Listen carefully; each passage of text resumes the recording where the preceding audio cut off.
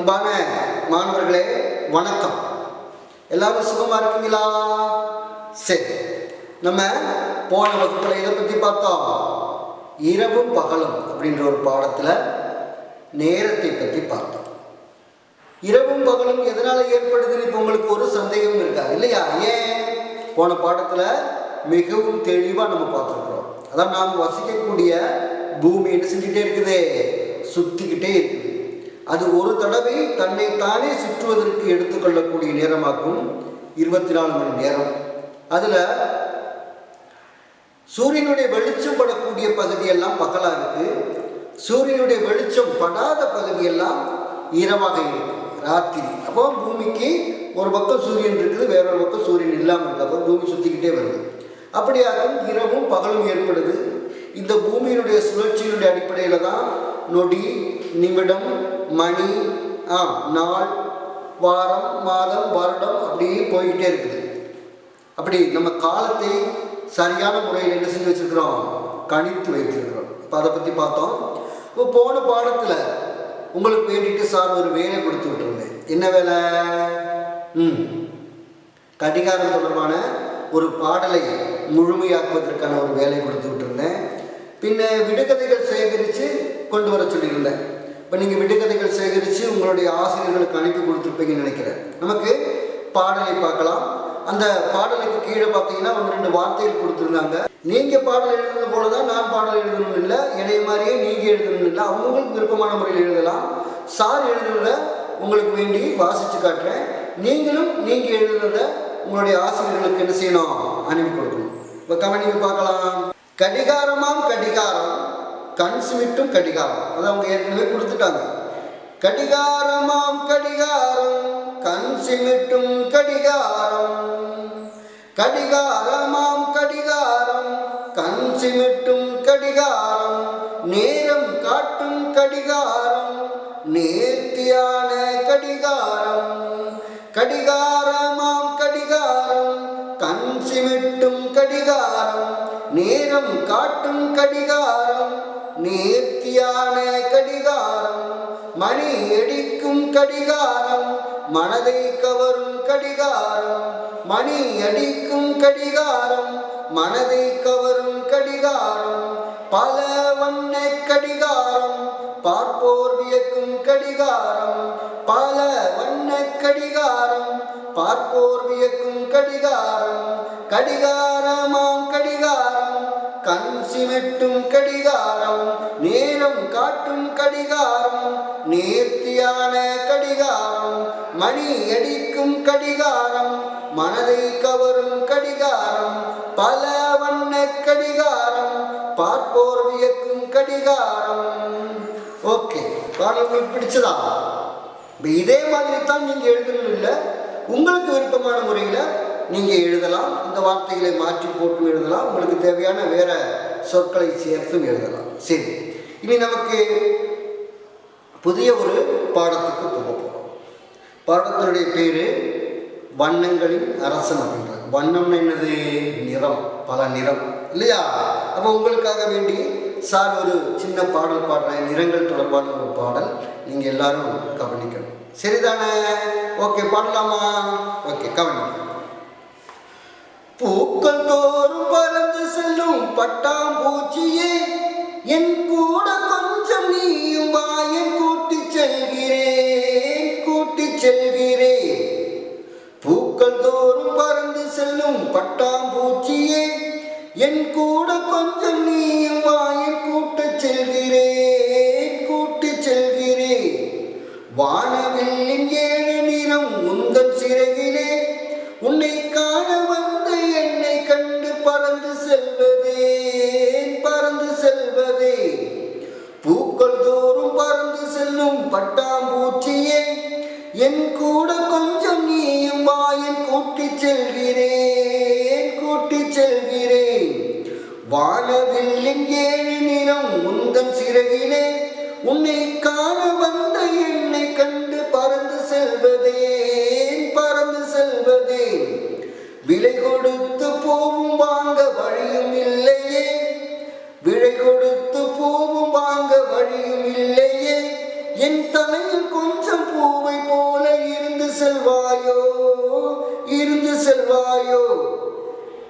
பார்த்தீங்களா? வண்ணத்து பூச்சி பார்த்துருக்கீங்களா? வண்ணத்து பூச்சி எப்பயுமே அழகா இருக்கும். அதனுடைய சிறகுகளை பார்த்தீங்கன்னா பல வண்ண கலர்கள் இருக்கலாம். அதாவது சிவப்பு, கருப்பு, மஞ்சள், வெள்ளை, எல்லா கலரும் இருக்குது. ஆனால் இந்த பாட்டு பாடக்கூடிய அந்த பாப்பா எப்படி பாடி இருக்குது? வானவில்லின் 7 நிறம் உந்தன் சிறகிலே. வண்ணத்து பூச்சியினுடைய சிறகுல எத்தனை வண்ணம் இருக்குதாமா? 7 வண்ணம். அது எதில் இருக்கக்கூடிய 7 வண்ணம்? வானவில்லின் 7 நிறம் உந்தன் சிறகிலே. வானவில் யாரெல்லாம் பார்த்துருக்கீங்க? ஒரு கை தூங்க பார்க்கலாம். வானவில் எங்க வரும்? வானத்துல தான் வரும், ஆகாயத்தில் வரும் இல்லையா? எப்ப எல்லாம் வானவில் வரும்? இப்ப போய் பார்த்தா வானவில் இருக்குமா? நல்ல வெயில் அடிக்கும் போது என்ன செய்யாதே? வானவில் தோன்றாது. அப்ப நல்ல மழை பெய்யும் போது வானவில் தோன்றுமா? தோன்றுமா? இல்லை. நல்ல மழை பெய்யும் போது வானவில் தோன்றாது. ஏன்? ஆகாயமே இருட்டா இருக்கும், எங்க பார்த்தாலும் மேகமா இருக்கும், வெளிச்சமே இருக்காது. அப்படி நேரத்தில் என்ன செய்யாதே? வானவில் தோன்றாது. அப்ப நல்ல மழை பெய்யும் போதும் வானவில் தோன்றாது, நல்ல வெயில் அடிக்கும் போதும் வானவில் தோன்றாது. அப்போ வானவில் எப்ப தோன்றும் பாருங்க? எப்ப தோன்றும்? Very good. வெயிலும் மழையும் சேர்த்து பெய்யக்கூடிய அந்த நேரங்களில் தான் வானவில் தோன்றும். அதான் நம்ம சொல்லுவோம், வெயிலும் மழையும் சேர்ந்து பெய்யக்கூடிய நேரங்களில் தான் வானவில் தோன்றும். நம்ம சொல்லுவோம் இல்லையா? மழையும் வெயிலும் அடிக்கும்போது நரிக்கும் காக்காவுக்கும் கல்யாணமா அப்படின்னா சின்ன பிள்ளைகள்லாம் சொல்றது. அது சும்மா விளையாட்டு வேண்டி சொல்றத. நரிக்கும் காக்காவுக்கும் கல்யாணம் நடக்குது, அதான் வெயிலும் மழையும் பெய்யுது அப்படிம்பாங்க. நரிக்கும் காக்காவுக்கு எப்பயாவது கல்யாணம் நடக்குமா? நடக்காது. ஒன்று பறவை, ஒன்று விலங்கு. ஆனால் சொல்லுவாங்க நரிக்கும் காக்காவுக்கும் கல்யாணமா, அதான் வெயிலும் மழையும் பெய்யுதுன்னா கிராமப்புறங்களில் சும்மா வேடிக்கையாக பேசுவாங்க. அப்போ இதே மாதிரி வெயில் அடிக்கும் போது சாரல், வானத்தில் சாரல் பெய்யும் போது மட்டும்தான் இந்த வானவில் தோன்றும். அதுக்கு காரணம் என்னன்னு தெரியுமா? அதாவது பூமியிலிருந்து ஆவியாக போகக்கூடிய அந்த தண்ணீர் எல்லாம் ஆகாயத்தில் போய் மேகமாகி அப்படியே நிற்கும். அந்த மேகத்தில் நிறையா தூசி, புகை எல்லாம் இருக்கும். குளிர்ச்சியான காற்று வீசும்போது அந்த மேகம் குளிர்ந்து என்ன செய்ய ஆரம்பிக்கும்? மழை பெய்ய ஆரம்பிக்கும். மழை பெய்யும் போது அந்த துளிகள்லாம் கோல வடிவிலே பந்து மாதிரி உருண்டையா, அவ்வளோ பெருசாக இருக்காது, சின்ன சின்ன கோல உருவத்தில் அது அப்படியே என்ன செய்யும்? சரம் சரமாக ஆகாயத்திலிருந்து பூமியை நோக்கி அப்படியே கீழே இறங்கி வரும். அப்போ ஜில்லு அந்த நேரத்தில் ஒரு வெயில் அடிக்கும்போது அந்த நீர் துளிகள் எல்லாமே என்ன செய்யும்? அப்படியே ஒரு பல அப்படின்னு மின்னும். உண்மையிலே அங்கே என்ன நடக்குதுன்னு கேட்டீங்கன்னா, இந்த கோல வடிவில் இருக்கக்கூடிய அந்த நீர் துளிகள் மீது சூரிய வெளிச்சம் படும்போது அந்த வெளிச்சம் பட்டு அப்படி என்ன செய்யுது? சிதறுது. நாம் எல்லாமே சூரியனுக்கு நேரம் கண்ணாடியை கட்டின என்ன ஆகும்? அந்த கண்ணாடியில் அந்த வெளிச்சம் பட்டு அது வேற ஒரு இடத்துல போய் பதிக்குதா இல்லையா? அதே மாதிரி சூரியனிலிருந்து வரக்கூடிய அந்த வெளிச்சம் அந்த நீர்த்துவளைகளில் பட்டுட்டு அது பிரதிபலிக்கும் போது, அது சிதறும் போது அப்பதான் என்ன வருது? 7 நிறம் வருது. இந்த 7 நிறம் எங்க இருக்குது? சூரிய வெளிச்சத்துல 7 நிறம் உண்டு. 7 நிறம் எதெல்லாம் தெரியுமா உங்களுக்கு? ஆங்கிலத்தில் சொல்லணும்னா violet, indigo, blue, green, yellow, orange, red. அத violet, indigo, blue, green, yellow, orange, red அப்படிம்பாங்க. இந்த 7 நிறமுமே வானவில் இருக்கு. நீங்க வானவில் தோன்றும் போது எண்ணியே பார்க்கலாம் அந்த 7 நிறத்தை. அப்ப இந்த சூரிய வெளிச்சம் இந்த திவலைகள்ல படும்போது, இந்த துளிகள்ல படும்போது, அது சிதறும் போதுதான் வானவில் தோன்றுது அப்படின்னு சொல்றாங்க. இந்த வானவில் தோன்றுறதுல இவ்வளவு பெரிய விஷயம் இருக்கு அப்படின்னு கண்டுபிடிச்சவர் யார் தெரியுமா? நமது இந்திய நாட்டை சேர்ந்த மாபெரும் அறிவியல் விஞ்ஞானியான ராமன். அவர் பேர் சர் சி.வி. ராமன் அப்படின்னு. அந்த சர் சி.வி. ராமன் அப்படின்றது வந்து சர் அப்படின்றது அவருக்கு கொடுக்கக்கூடிய ஒரு பட்டம். அந்த சி.வி. அப்படின்றது அவருடைய பேரினுடைய சுருக்க பேர். நீங்கள் அதை வாசிக்கும் போது தெரிஞ்சுக்கிறீங்க இந்த பாடப்பகுதியை. அப்போ அவர் என்னெல்லாம் கண்டுபிடிப்பு நடத்தினார்? இந்த வானவில் தோன்றுவதை மட்டும்தான் கண்டுபிடித்தாரா? வேற என்னெல்லாம் கண்டுபிடித்தார் அப்படின்ட்டு இந்த பாடப்பகுதியில் வருது. நாம் அந்த பாடத்தை ஒரு முறை வாசித்து பார்த்து அதனுடைய பொருளை புரிவதற்கு முயற்சி பண்ணலாமா? சரி, உங்களுக்காக வேண்டி சார் ஒரு தடவை பாடப்பகுதி என்ன செய்கிறேன், ஸ்க்ரீனில் காட்டுவேன். நீங்கள் எல்லாரும் வாசிக்கணும். வாசிப்பீங்களா? சரி, ஓகே, ரெடி, 1 2 3 வாசிங்க பார்க்கலாம்.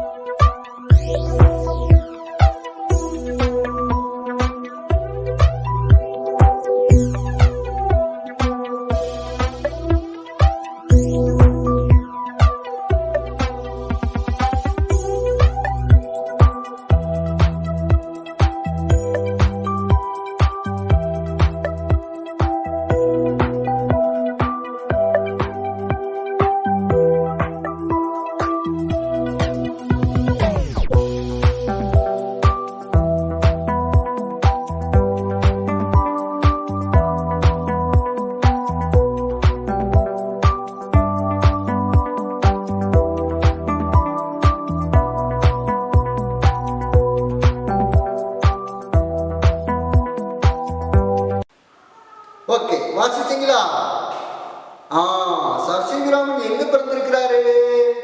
நமது பக்கத்து மாநிலமான தமிழ்நாட்டில் திருச்சிராப்பள்ளி அப்படின்ற இடத்துல சர் சி வி ராமன் பிறந்திருக்கிறார் இல்லையா? நம்ம கேரள மாநிலத்துக்கு பக்கத்தில் இருக்கக்கூடிய தமிழ்நாடு அப்படின்ற தொட்டடுத்த மாநிலத்தில், நமக்கு பக்கத்து அண்டை மாநிலம், அந்த மாநிலத்திலாகவும் சர் சி வி ராமன் பிறந்திருக்கிறார். இப்போ இந்த சர் சி வி ராமன் எத்தனாவது வயதுல தன்னுடைய கல்லூரி படிப்பை முடித்தார்னு தெரியுதுங்களா? நீங்க கவனிக்கல இல்லையா?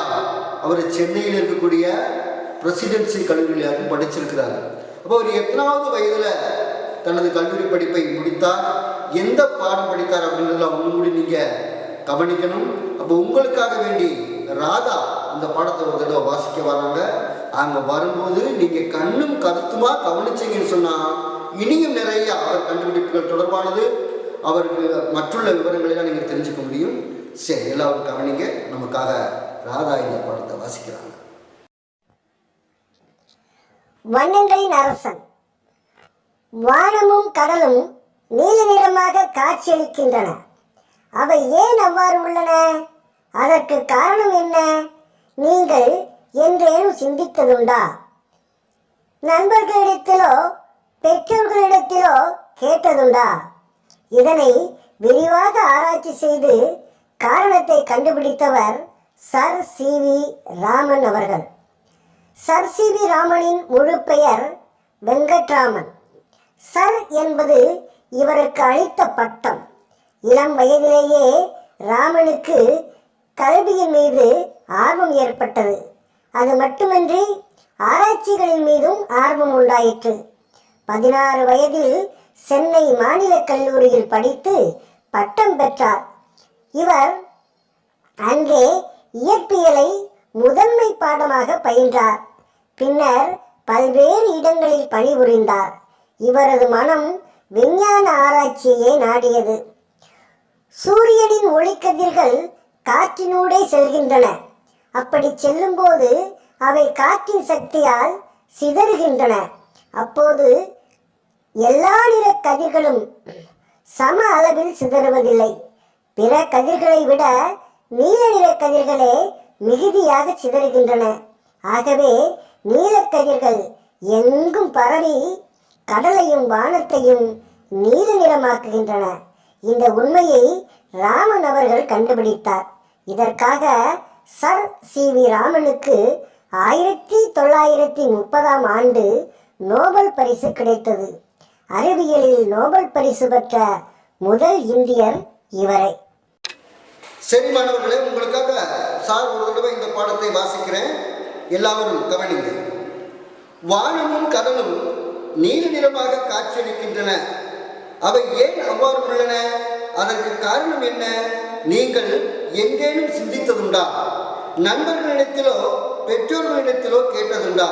இதனை விரிவாக ஆராய்ச்சி செய்து காரணத்தை கண்டுபிடித்தவர் சர் சி.வி. ராமன் அவர்கள்.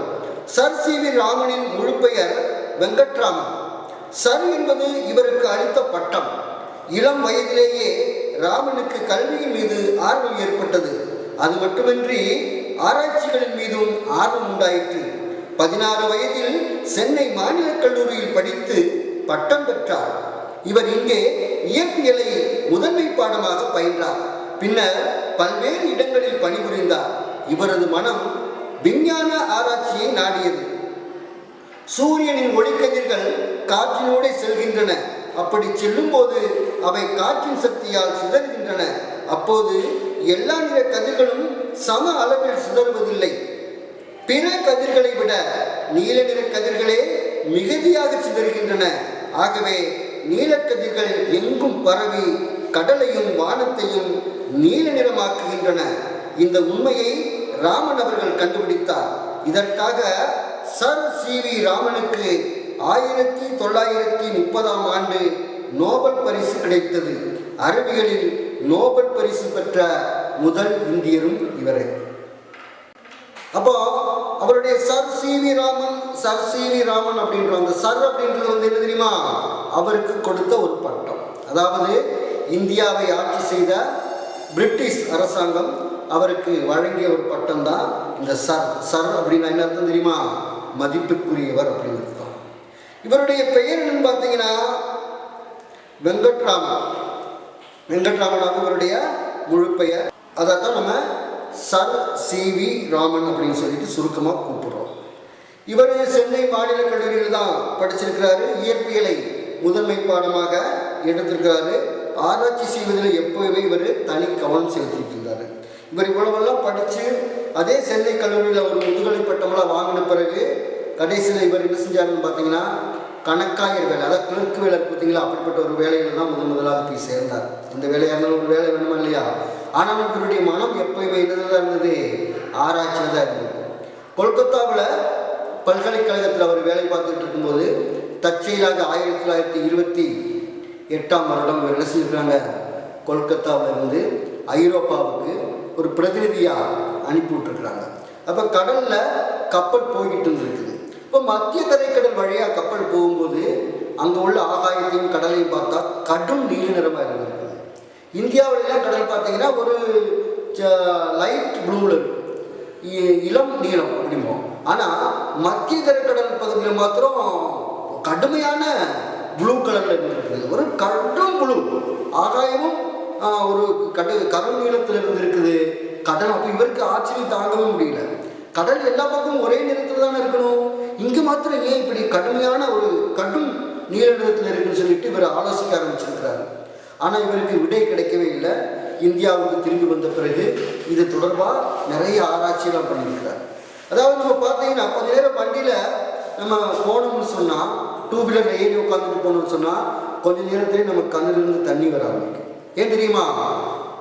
காற்றில் ஏராளமான சின்ன சின்ன துகள்கள் இருக்குது. அந்த துகள்கள் ஒன்று நம்ம கண்ணுக்கு என்ன செய்யறது இல்லை, தெரியுது இல்லை.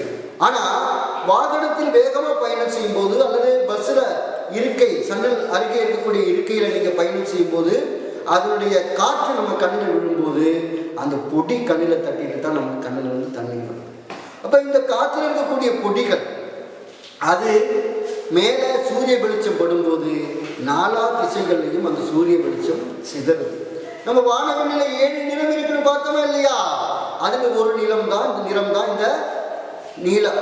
அந்த நீல வண்ணம் எல்லா பக்கமும் சிதறதுனால தான் ஆகாயம் நீல நிறமா இருக்குது. அந்த ஆகாயத்துல நிறம் தான் எங்க தெரியுது? கடல்ல தெரியுது. கடலுக்கு ஒரு நிறம் கிடையாது. நீங்க கடல் தண்ணீரை கையில் அணுகி பார்த்தீங்கன்னா அதுக்கு நிறமே இருக்காது. ஆனா மொத்தமா பார்க்கும்போது கடல் என்ன நிறமா இருக்கும்? நீல நிறமா இருக்கும் இல்லையா? சரி, இதெல்லாம் தான் சர் சி.வி. ராமன் கண்டுபிடித்தது. அவருக்கு ஏராளமான பாராட்டுகள் கிடைத்தன. அப்போ அது தொடர்பான ஒரு வீடியோவை நமக்கு பார்க்கலாமா? ஓகே சார், உங்களுக்காக அந்த வீடியோ ஒன்று காட்டித்தரேன். நவீன உலகின் பெரும்பாலான கூறுகள் விஞ்ஞானத்தை அடிப்படையாக கொண்டிருக்கின்றன. நேற்று வரை தெரியாதிருந்ததை இன்று தெரிய வைப்பதுதான் விஞ்ஞானம். இயற்கையின் அடிப்படைகள் என்றும் மாறுவதில்லை. அந்த மாறாத அடிப்படைகளை நமக்கு விளக்குவதுதான் விஞ்ஞானம். விளக்குபவர்கள் தான் விஞ்ஞானிகள். ஒவ்வொரு தேசமும் பல விஞ்ஞானிகளை உலகுக்கு தந்திருக்கின்றன. அவ்வாறு இந்திய தேசம் உலகுக்கு தந்தவர்களில் முதன்மையானவர் சர் சி.வி. ராமன். 1888 ஆண்டு நவம்பர் 7ஆம் தேதி தமிழ்நாட்டின் திருச்சிராப்பள்ளியில் பிறந்தார் சந்திரசேகர வெங்கடராமன். அவரது தந்தைக்கு அறிவியலிலும் கணிதத்திலும் மிகுந்த ஆர்வம் இருந்தது. இள வயதிலேயே அறிவு கூர்மை மிகுந்தவராக இருந்தார் சி.வி. ராமன். 1904ஆம் ஆண்டில் அவருக்கு 16 வயது ஆன போதே அவர் சென்னையின் பிரசிடென்சி கல்லூரியில் இளங்கலை பட்டம் பெற்றார். அந்த ஆண்டு அவருக்கு மட்டுமே முதல் நிலை தேர்ச்சியும் தங்கப்பதக்கமும் கிடைத்தன. அதே கல்லூரியில் பல சாதனைகளை முறியடித்து அவர் பௌதிகத்தில் முதுநிலை பட்டம் பெற்றார். சி.வி. ராமனின் அறிவியல் திறமை இள வயதிலேயே வெளிப்பட்டது. அவருக்கு 18 வயதான போதே அவருடைய முதல் ஆய்வு அறிக்கை லண்டனின் அறிவியல் சஞ்சிகையில் பிரசுரமானது. அப்போதே அறிவியல் உலகம் அவரை கவனிக்க தொடங்கியது. பின்னர் ஒளி, ஒலி, காந்த சக்தி ஆகியவற்றில் பல ஆராய்ச்சிகளை செய்தார். அவருக்கு அதிக சம்பளத்தில் அரசாங்க வேலை கிடைத்தாலும் சிறிது காலத்தில் கல்கத்தா பல்கலைக்கழகத்தில் பேராசிரியராக பணியில் சேர்ந்தார்.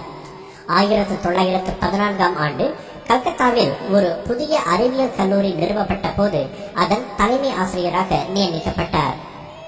1921இல் அவருக்கு முனைவர் பட்டம் கிடைத்தது. 1924இல் லண்டன் ராயல் கழகம் அவருக்கு கௌரவ உறுப்பினர் தகுதியை வழங்கியது. அறிவியலில் அவர் ஆற்றிய பங்கை அங்கீகரிக்கும் வகையில் 1929ஆம் ஆண்டில் இந்தியாவில் செயல்பட்ட பிரிட்டிஷ் அரசாங்கம் ராமனுக்கு சர் பட்டம் வழங்கி கௌரவித்தது. Sir C V. ராமன் பல்வேறு ஆராய்ச்சிகளில் எப்போதுமே ஈடுபட்டிருந்தார். சூரிய ஒளி தண்ணீரிலும் ஐஸ் கட்டியிலும் மற்ற பொருட்களிலும் எவ்வாறு பயணிக்கிறது என்பதை ஆர்வத்துடன் ஆராய்ந்தார். ஒளி அவ்வாறு பல்வேறு பொருட்களில் பயணிக்கும் போது புதிய கோடுகள் உருவாவதை அவர் கணித்து கூறினார். அந்த முக்கியமான கண்டுபிடிப்புக்கு அவரது பெயரை சூட்டப்பட்டது. அந்த கோடுகள் ராமன் கோடுகள் என்றும் அந்த விளைவு ராமன் விளைவு என்றும் இன்றும் அழைக்கப்படுகிறது. அந்த கண்டுபிடிப்பு நிகழ்ந்தது 1928ஆம் ஆண்டு பிப்ரவரி 28ஆம் தேதி. அந்த அரும் கண்டுபிடிப்புக்காக சர் சி.வி. ராமனுக்கு 1930ஆம் ஆண்டு பௌதிகத்துக்கான நோபல் பரிசு வழங்கப்பட்டது. நோபல் பரிசை வென்ற முதல் தமிழர் சர் சி.வி. ராமன் என்பதும் குறிப்பிடத்தக்கது. இந்தியாவில் அப்போது அறிவியல் ஆராய்ச்சிக்கு உகந்த சூழ்நிலை நிலவாததால் அந்த தேசத்தில் பெரிய அறிவியல் கண்டுபிடிப்புகள் நிகழ முடியாது என்பதுதான் விஞ்ஞானிகளின் அனுமானமாக இருந்தது. அந்த எண்ணத்தை தகர்த்ததால் சர் சி.வி. ராமனின் அறிவியல் பங்களிப்பு இந்தியாவுக்கு மட்டுமல்ல தமிழர்களுக்கும் மிகப்பெரிய ஒன்றாக கருதப்படுகிறது. அதே கண்டுபிடிப்புக்காக லண்டன் ராயல் கழகம் சர் சி.வி. ராமனுக்கு ஹியூம் பதக்கம் வழங்கி சிறப்பித்தது. இந்திய அரசாங்கம் அவருக்கு 1954இல் பாரத ரத்னா விருது வழங்கியது. 1958ஆம் ஆண்டு லெனின் அமைதி பரிசையும் வென்றார் சர் சி.வி. ராமன். 1943இல் அவரது பெயரிலேயே ராமன் ஆராய்ச்சி கழகம் பெங்களூரில் நிறுவப்பட்டது. அந்த கழகத்தில் அவர் தன் வாழ்க்கை முழுவதும் ஆராய்ச்சி பணியில் ஈடுபட்டார். இந்தியாவிற்கும் தமிழர்களுக்கும் பெருமை சேர்த்த சர் சி.வி. ராமன் 1970ஆம் ஆண்டு நவம்பர் 21ஆம் தேதி பெங்களூரில் காலமானார். ராமன் விளைவு என்ற அவரது அறிவியல் கண்டுபிடிப்பு உலகின் தொழில்துறை வளர்ச்சியில் பெரும் பங்காற்றி இருக்கிறது. 20ஆம் நூற்றாண்டின் மிகச்சிறந்த விஞ்ஞானிகளுள் ஒருவர் என்ற தகுதியை ஒரு தமிழனால் பெற முடியும் என்பதை வாழ்ந்து காட்டியவர் சர் சி.வி. ராமன். பிறப்பிலேயே அவர் அறிவு கூர்மை உடையவராக இருந்தாலும் அவரிடம் விடாமுயற்சி, உழைப்பு என்ற 2 நல்ல குணங்களும் இருந்தன. அவை 3ம் சேர்ந்ததால் தான் அவரால் பிரகாசிக்க முடிந்தது, அறிவியல் வரலாற்றில் இடம் பிடிக்க முடிந்தது. அவர் அளவுக்கு அறிவு கூர்மை இல்லாதவர்கள் கூட விடாமுயற்சியையும் கடும் உழைப்பையும் நம்பினால் அவர்களுக்கும் அந்த வானம் வசப்படாமல் போகாது. சி.வி. ராமனோட அந்த வீடியோ உங்களுக்கு பிடிச்சதா? ஓகே, அதில் நிறைய காரியங்கள் இருக்கு இல்லையா? அவர் எங்கெல்லாம் படித்தார், அவருடைய இயற்பெயர் என்ன, அவர் எந்தெந்த துறையிலெல்லாம் ஆராய்ச்சி பண்ணார், அவருக்கு என்னென்ன பட்டங்கள் எல்லாம் கிடைத்தது அப்படின்லாம் நீங்கள் அந்த வீடியோ மூலமாக கேட்டு தெரிஞ்சிருப்பீங்க. Sir C V. ராமன் அவர்களும் அன்னைக்கு இருந்த ஒளி கோட்பாடுகளெல்லாம் வச்சுக்கிட்டு புதுசாக இந்த ஆகாயத்தினுடைய நிறத்தையும் கடலுடைய நிறமும் ஏன் நீலவனமாக இருக்குது அப்படின்னு கண்டுபிடிச்சாரு. இதற்கு பேர் ராமன் விளைவுகள் பேர். இந்த ராமன் விளைவுகள் கண்டுபிடிச்சதுக்கு தான் அவருக்கு 1930 நோபல் பரிசு கொடுத்தாங்க. இப்போ நோபல் பரிசு கிடைக்கும் போது இந்தியா சுதந்திரமே அடையவில்லை. அப்போ நோபல் பரிசு வாங்குறதுக்கு வேண்டிய சர் சி.வி. ராமன் போகிறாரு. அங்கே அவருடைய பின்னணியில் பிரிட்டிஷருடைய கொடி பதிச்ச ஒரு இடத்துல நின்றுட்டாகும். அந்த நோபல் பரிசு வாங்குறாரு. வாங்கும்போது அவர் என்ன செஞ்சாருன்னா, இந்த நோபல் பரிசை இந்திய சுதந்திரத்திற்காக போராடி வீரர்களுக்கு நான் என்ன செய்கிறேன், அர்ப்பணிக்கிறேன்னு சொல்றார். அதாவது இவ்வளவு கடின உழைப்பால் கிடைத்த அந்த ஒரு நோபல் பரிசை அவர் என்ன செஞ்சாரு, இந்திய சுதந்திர போராட்ட வீரர்களுக்காக பரிசீலித்தார். அப்பையும் அவருடைய பின்னணியில பிரிட்டிஷ் கொடியாக்கு இருக்கு. அப்ப அவர் என்ன சொன்னார் தெரியுமா, சொந்தமா ஒரு தேசிய கொடி போலும் இல்லாத நாட்டில் இருந்தா நான் வர்றேன். இந்திய நாட்டிற்கு சொந்தமா ஒரு தேசிய கொடி கூட இல்லை, அந்த நாட்டிலிருந்து நான் வர்றேன். எனக்கு கிடைத்த இந்த பரிசை என்னுடைய சுதந்திர இந்தியாவிற்காக போராடக்கூடிய போராட்ட வீரர்களுக்கு பரிசீலிக்கிறேன்னு சொல்லிட்டு போயிட்டார். இயற்பியல், வேதியியல், மருத்துவம், அதே மாதிரி மொழி, சமாதானம், இந்த 5 துறைகளுக்காகத்தான் 1901 இதுவரைக்கு நோபல் பரிசு கொடுத்துட்டு வராங்க. ஏராளமான அறிவியல் அறிஞர்கள், மொழி வல்லுநர்கள் எல்லாமே நோபல் பரிசு பெற்றிருக்கிறாங்க. முதலாக நோபல் பரிசு பெற்ற இந்தியர் யாருன்னு கேட்டால் அது ரவீந்திரநாத தாகூரா, இலக்கியத்திற்காக நோபல் பரிசு பெற்றவர் அவர். இரண்டாவது அறிவியலுக்கான நோபல் பரிசு பெற்ற இந்தியன் கேட்டால் என்ன சொல்லணும், நம்மளுடைய சர் சி.வி. ராமன். இதெல்லாம் நீங்கள் பெரிய வகுப்பில் போகும்போது தெளிவாக படிச்சுக்கோங்க. சரி, நமக்கு இனி இந்த பாடத்தில் கொடுத்துருக்கக்கூடிய செயல்பாடுகளுக்கு போகலாம். சரியா? ஓகே, பாருங்க. 1வது செயல்பாடு, வண்ண சொற்களுக்கு இணையான சொற்களை கண்டறிந்து எழுதுங்கள். கீழே பார்த்தீங்கன்னா பிராக்கெட்ல ஒரு 5 சொற்கள் கொடுத்துருக்குறாங்க. வண்ணங்கள், அறிவியல், வெளிச்சம், ஆர்வம், கதிரவன். அப்ப மேலே இருக்கக்கூடிய அந்த நீல கலர்ல வரக்கூடிய சொற்களுக்கு ஏற்ற சொற்களை இந்த 5 எண்ணத்திலிருந்து ஒரு எண்ணத்தை எடுத்து அந்த கோடில் நீங்க என்ன செய்யணும், எழுதணும். முதல் வாக்கியத்தை சார் வாசிக்கிறேன், கவனிங்க. Sir CV. ராமனுக்கு அறிவியல் பாடத்தில் விருப்பம் ஏற்பட்டது. அந்த விருப்பத்துக்கு ஏற்ற ஒரு சொல் இங்கே கீழே இருக்குது. வண்ணங்களா, அறிவியலா, வெளிச்சமா, ஆர்வமா, கதிரவனா, இதுல இருந்து ஒரு சொல்லை எடுத்து நீங்க அந்த கோடு போட்ட இடத்துல எழுதணும். இரண்டாவது, விளக்கை ஏற்றியவுடன் ஒளி வந்தது. அந்த ஒளிக்கான ஒரு சொல் இங்கே என்ன செய்ய கீழே இருக்குது. வண்ணங்கள், அறிவியல், வெளிச்சம், ஆர்வம், கதிரவன், இதுல இருந்து ஒரு சொல் எடுத்து அங்கே எழுதணும். சூரியன் கிழக்கே உதிக்கிறது. அப்போ சூரியனுக்கு பொருத்தமான ஒரு சொல்லை இங்கிருந்து எடுத்து அங்கே எழுதணும். வானவில்லின் 7 நிறங்கள் உள்ளன. அந்த நிறங்களுக்கு தகுந்த ஒரு சொல் இங்கே இருக்குது, அதை எடுத்து அங்கே எழுதணும். Sir CV. ராமனுக்கு ஆராய்ச்சிக்கு நோபல் பரிசு கிடைத்தது. Sir CV. ராமனுக்கு விஞ்ஞான ஆராய்ச்சிக்கு நோபல் பரிசு கிடைத்தது. இப்போ அந்த விஞ்ஞான அப்படின்றதுக்கான ஒரு சொல் இங்கே கொடுத்துருக்குறாங்க, அதை எடுத்து அங்கே எழுதணும். அப்போ 5 கோடு போட்ட இடங்களுக்கும் 5 சொற்கள் கீழே கொடுத்துருக்குறாங்க, அதுலேருந்து 1 எடுத்து நீங்கள் எழுதுனா போதும். சரியா? அடுத்து பாருங்க, சொல் 1 பொருள் 2. சில சொற்களுக்கு 2 பொருட்கள் இருக்கும், அவங்களே கொடுத்துருக்காங்க. படம் கொடுத்துருக்காங்க பாருங்க. முதல் படம் வந்துட்டு ஒரு சூரியன், 2வது படம் வந்துட்டு ஒரு மாலை, 3வது படம் ஒரு யானை, 4வது படம் ஒரு நகை, 5வது படம் வந்து பார்த்தீங்கன்னா படிக்கட்டு. அப்போ அதுக்கு என்ன கொடுத்துருக்காங்க பாருங்க. வாரத்தின் முதல் நாள், உங்களுக்கு தெரியும் எந்த நாளில் ஒரு வாரம் தொடங்குதுன்னு, சூரியனின் மறுபெயர். அது 2க்கும் ஒரே சொல்லுதான் அங்கே வரும் விடையா, அது என்னன்னு கண்டுபிடிச்சி நீங்கள் எழுதணும். இரண்டாவது, பொழுது சாய்ந்தால், அதாவது சாயங்கால நேரத்துக்கு ஒரு பேர் இருக்குது. அதே மாதிரி மலர்கள் இணைந்தால், மலர்களை சேர்த்து கட்டுவதற்கு ஒரு பேர் இருக்குது. அது ரெண்டும் ஒரே சொல்லுதான், அதை எடுத்து அங்கே எழுதணும். அடுப்பில் கிடைப்பது, நம்ம தீ எரிக்கும் போது மிஞ்ச இருக்கக்கூடிய அடுப்பில் கருப்பாக கிடைக்குமில்ல, அது யானைக்கு மறுபெயர், அதுவும் நீங்கள் அந்த எடுத்து எழுதணும். சிரிப்புக்கு மறுபெயர் பெண்கள் அணிவது, அது ரெண்டும் எடுத்து அங்கே எழுதணும்.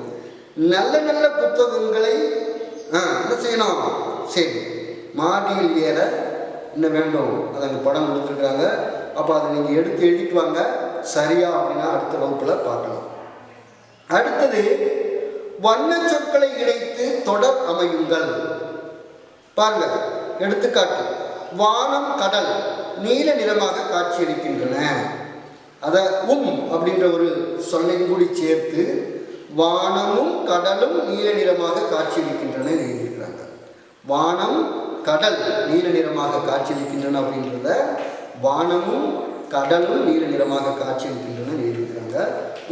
வேற ஒன்று ரெண்டு எடுத்துக்காட்டுகள் சார் உங்களுக்கு வேண்டி சொல்லித்தாங்க. கிளி புறா ஆகாயத்தில் பறந்தன. எப்படி எழுதணும், கிளியும் புறாவும் ஆகாயத்தில் பறந்தன. நாய் பூனை வீட்டில் வளர்க்கும் பிராணிகள். நாயும் பூனையும் வீட்டில் வளர்க்கும் பிராணிகள். அப்போ இதே மாதிரி சேர்த்து எழுதணும். இங்கே சில சொற்றொடர்கள் கொடுத்துருக்குறாங்க, அதை நீங்கள் சொந்தமாக எழுதிட்டு வாங்க. செடிகள் கொடிகள் பச்சை நிறமாக காட்சியளிக்கின்றன, அதை அந்த கோட்டில் எழுதுங்க.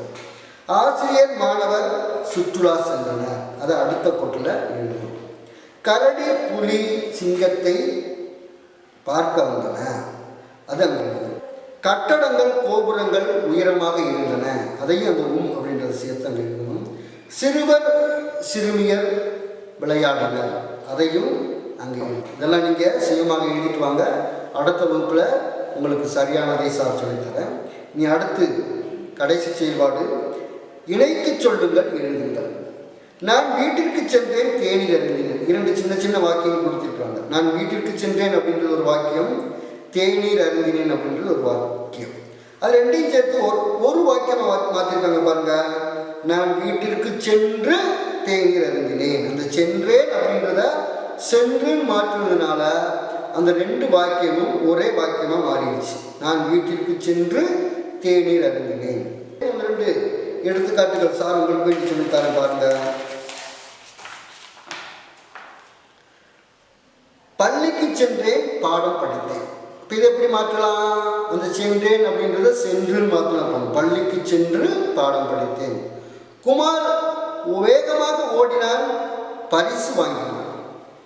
அப்போ அதை எப்படி மாற்றலாம், ஓடினான்றத ஓடின்னு மாற்றிட்டா இரண்டு வாக்கியங்களும் ஒரே வாக்கியமாக மாறிடும். குமார் வேகமாக ஓடி பரிசு வாங்கினான் இல்லையா. கடைக்கு சென்றேன் பேனா வாங்கினேன்.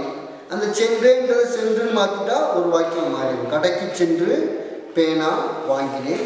அதே போல இங்கே ஒன்று ரெண்டு எடுத்துக்காட்டு கொடுத்துருக்குறாங்க, அதை பாருங்க. குமார் மட்டையை எடுத்தான் பந்தை அடித்தான். அந்த எடுத்தான் அப்படின்றத எப்படி மாற்றினா இந்த இரண்டு வாக்கியமும் ஒரே வாக்கியமாக மாறும் அப்படின்றத நீங்கள் பார்க்கணும்.